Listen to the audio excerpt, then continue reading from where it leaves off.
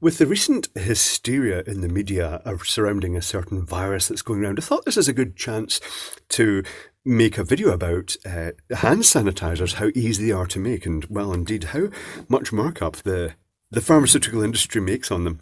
So let's start with one of the simplest hand sanitizers you can make at home. Get a spray bottle like this. It's the standard one. You can get them out of dollar stores and things like that. And fill it up with either, well, vodka or some other alcohol. It's just, you could call this an emergency hand sanitizer because it's just based in things you might have in the house. But fill it up with that, and ideally for a proper sanitizer you'd want somewhere in the region of 60%, but the typical 40% you're going to get of standard alcohol will at least have an effect. And on its own, this is just going to create a nice mist of alcohol. But you can go one step further. You can add, to stop it drying your skin, you can add a moisturising agent to it. In this case, a humectant called glycerin, otherwise known as glycerine with a E in the end, or glycerol. They're all the same things. This is from Boots the Chemist, also available from vaping supply companies. It's very common. Or cake ingredient suppliers. You'll find it in the baking aisle at supermarkets. Add a tiny quantity of glycerin to your alcohol. Not too much. Doesn't need much. And what it'll do is it'll leave a thin layer of this on your skin that sort of absorbs moisture from the atmosphere, and it keeps your skin moisturised. So that has immediately sunk to the bottom of the bottle. Give it a shake. Shake it like a Polaroid picture. And that is now you got your moisturising alcohol-based hand sanitizer that you just wipe all over the surface of your hands. And now it's going to moisturise them as well as sanitise them. So if you do have access to things like Everclear or indeed rubbing alcohol, isopropanol, that would be a much greater strength, so that would be better.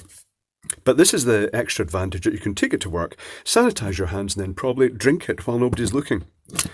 Because then it would look like you were drinking a hand sanitizer, and that would be most suspicious. Let's go on to the next one of the most interesting ones, and it's the type that's used in many hospitals. It's an alcohol-free mousse sanitizer, and when you pump it, it just produces a thick, creamy mousse. And many of these are based on one single chemical, benzalkonium chloride. In this instance, it's referred to as BAC 50 because it's already diluted to 50%, not because it's to make it safer in any way, because that's not safe in its raw form like this, but just to make it easier to process and handle because it is a nice, convenient liquid form. I'm not going to open this at the moment because I've already made a mixture and I'd have to put gloves on to handle this.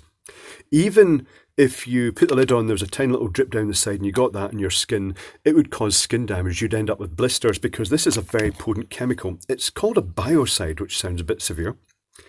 And it's used to control moss in paths and things like that as well. If you dilute it to a strong, from this to a heavy dilution, I mean, it really is just a fraction of a percent. And then just use a watering can to cover the moss and algae and paths, it will actually kill it and prevent its recurrence. But the thing is, in hand sanitizer, you don't use it at a very strong level.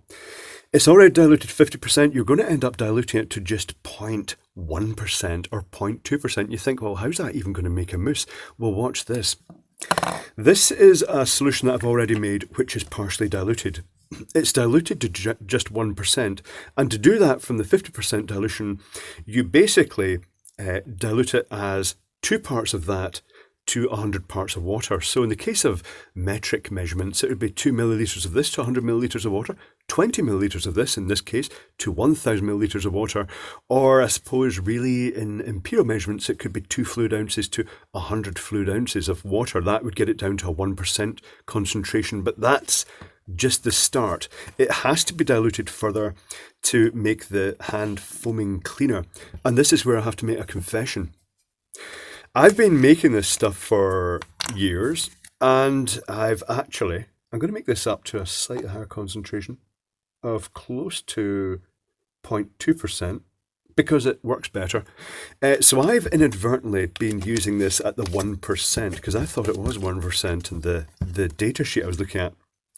And that does produce an absolutely fantastic foam, but it's apparently a bit too strong. But I've been using it for years with no hand burning or adverse effects. So I put a small quantity of that in. I'm diluting it up with water. I'll add just a little bit glycerine to that again because it's just useful. It just has that slight moisturising effect. You don't need to add it if you don't want to. So I'll add a small quantity of that. And I shall put in the foaming nozzle. This is a foaming dispense that came already pre-filled with foaming sanitizer. It's got a little air pump down here that squirts a little bit of liquid up and then pushes air through a sort of mesh to actually foam it up. So I'm going to screw this on. I've possibly overfilled it. I'm going to shake it. I'll just shake it off camera in case I splash liquid everywhere. And now it's kind of mixed up. I should get a foam. And keep in mind this is a tiny percentage. But look, it produces quite a significant foam. You only need to put a couple of squirts on and rub it all over the hands. I have a paper towel here to rescue the situation here.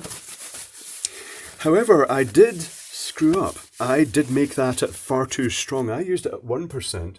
And it produces a lovely foam. This is some of the original stuff. It produces slightly thicker foam, but I wouldn't recommend that. The recommended measurement is between 0.1 to 0.2% maximum in water. And that is a typical hospital-style mousse sanitizer. So 2 simple sanitizers you can make at home.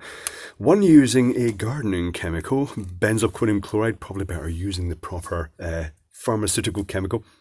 And one just using vodka or whatever the strongest spirit you have is, but preferably at least 37.5%, but the higher the better. So there we go.